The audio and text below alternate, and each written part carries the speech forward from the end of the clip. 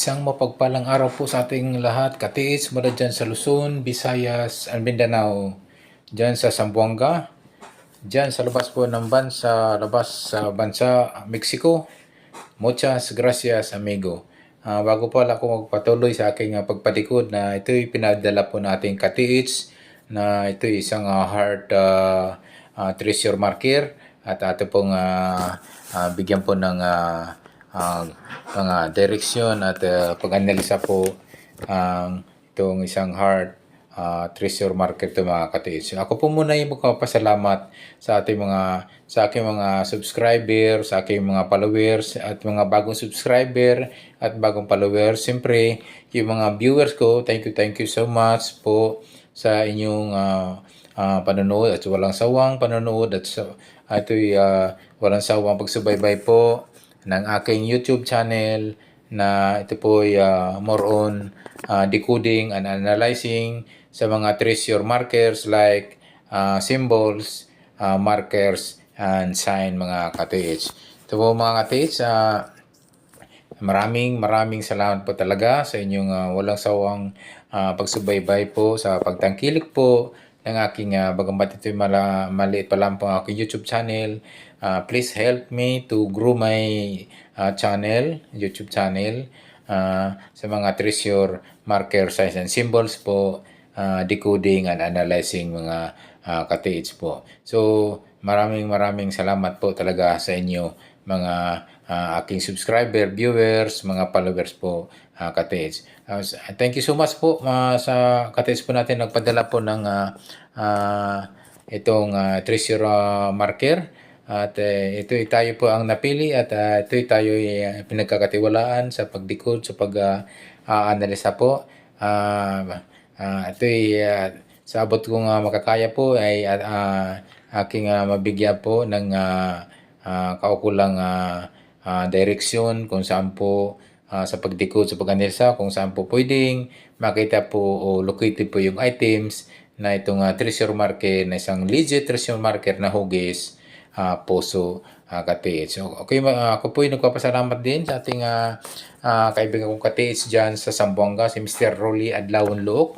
Ito po ay maker po ng gold locator po. So itong kanyang tatlong klaseng gold locator para sa inyong kalaman katiits. Ito po ay gawa po ng Pilipinas. Siyempre, hindi ito po ginawa yan. Made in Philippines. Ito ay swak sa bulsa at hindi tulad po na galing sa ibang bansa na napakamahal ng gold locator mga katiits. Ito na po ang ating talagang ito ating pag-asa na makabili po ng local treasure hunting equipment na made in Philippines po. So, ito po isang recap po, isang true history po ng kanyang gold locator na mayroon na pong nakahits po na walong items po, treasure item, at yung huli nga po 2 gold bar na may tatakpang Burma dyan po sa Davao de Oro po na na-detect po ng kanyang gold locator na ginagawa po. Thank you so much po mga katiits at itong kanyang mobile number kung gusto nyo mong makontak 092-626-32843 092-626-32843. Pwede nyo i-PM po Rolly Adlawon Look sa kanyang Facebook page mga katiits po. Mga katiits, bili na po at ito po ay murang-mura po at gawang Pilipino, siyempre presyong Pilipino. Okay po, tuloy na po tayo sa pagdigod.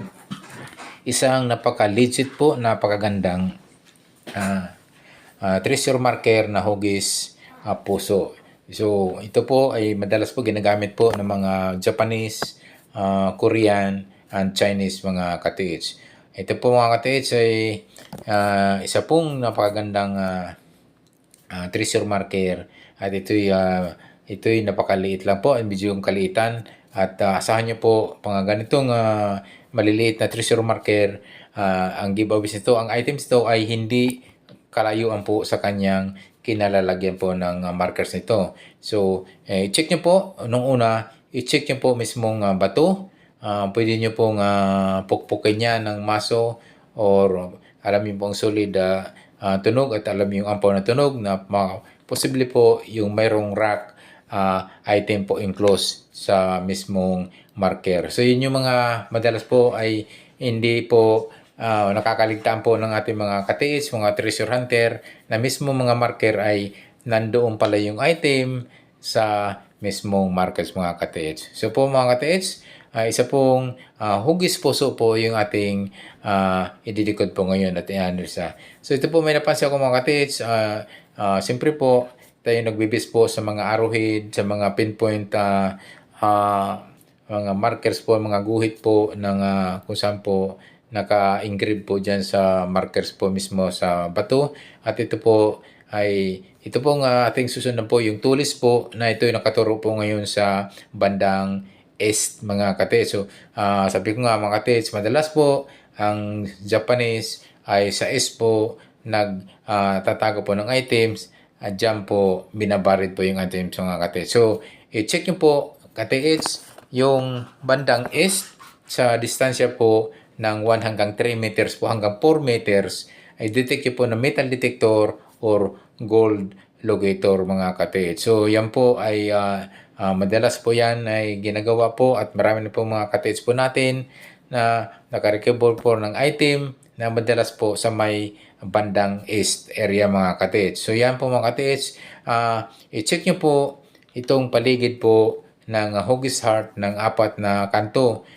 Tulad po ng east, west, north, and south mga katiis. So yan po mga katiis ay kailangan po natin sundan lang po yung mga guhit, mga ruhid, mga pointers po kung saan po pwede pong nandoon po yung item. Tingnan po rin mga katiis at ito po yung mayroong letter C or D na pwede pong ibig sabihin po ay down. Pwede nandyan lang po sa kanyang malapit lang po mga katiis ang item ito. Pwede pong i-detect nyo po niyan yung hanggang 1 hanggang 3 meters po down dyan mismo sa bandang east niya. In between south and east, pwede po nyo i-detect po ng metal detector or gold locator mga katiis. So yan mo mga katiis.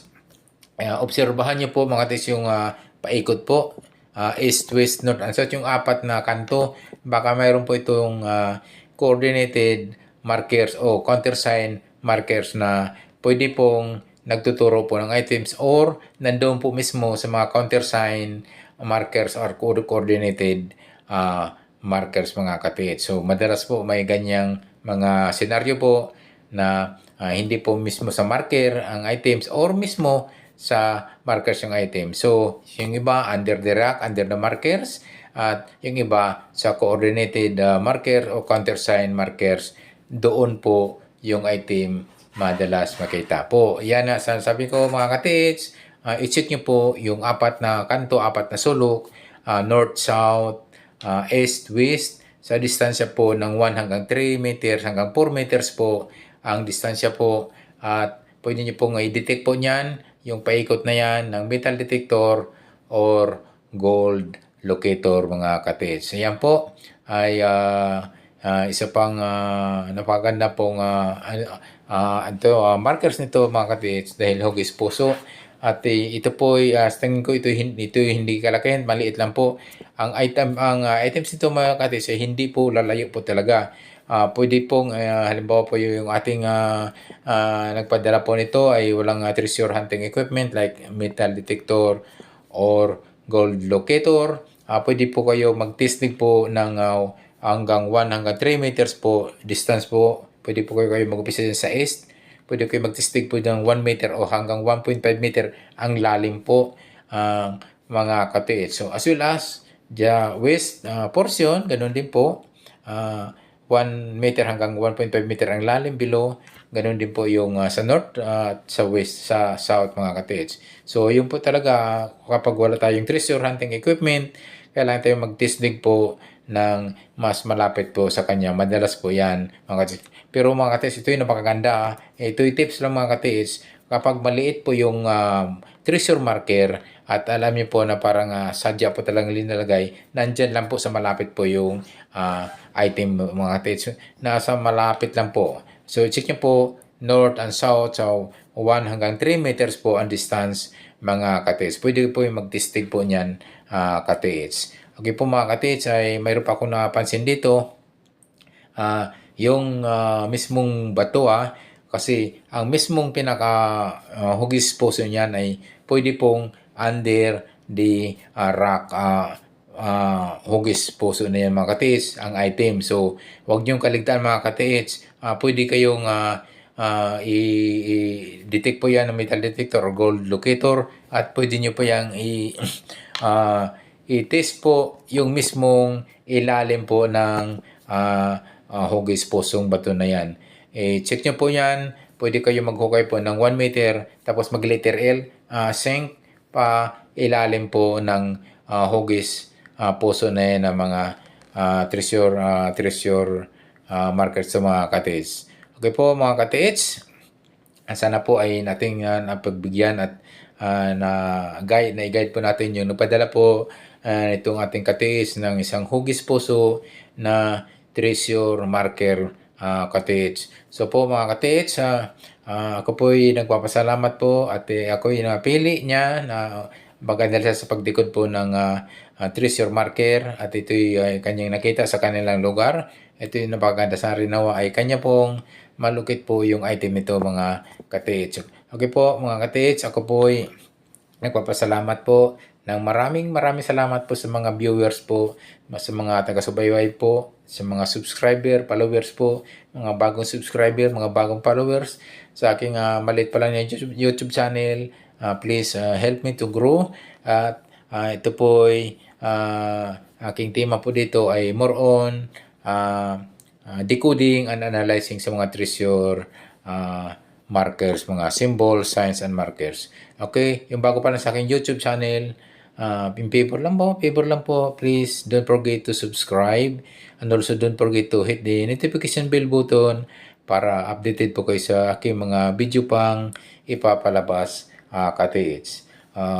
Maraming salamat talaga sa inyo mga katiits, sa walang sawang pagsubaybay, walang sawang panonood sa mga video ko na ito po ay sa regarding po sa treasure markers, sign, and symbol, katiits. Kaya po, sana po ay ating pong nasundan po, yung nagpapadala po nito. Sana po ay nasundan po niya yung mga aruhid, mga ating i-guide po natin kanina, at sana masundan po ng ating katiits. Okay, muli, maraming salamat po sa inyo. Thank you so much, katiits. Nawa tayo tulungan po na may kapal na tayo mga treasure hunter dyan dito sa Luzon, Visayas, and Mindanao. Tayo na yung makahits po, tayo na yung makakita po ng mga treasure item, mga katiits na inaiwan po ni Yamashita, General Yamashita. Thank you so much for watching. God bless us always.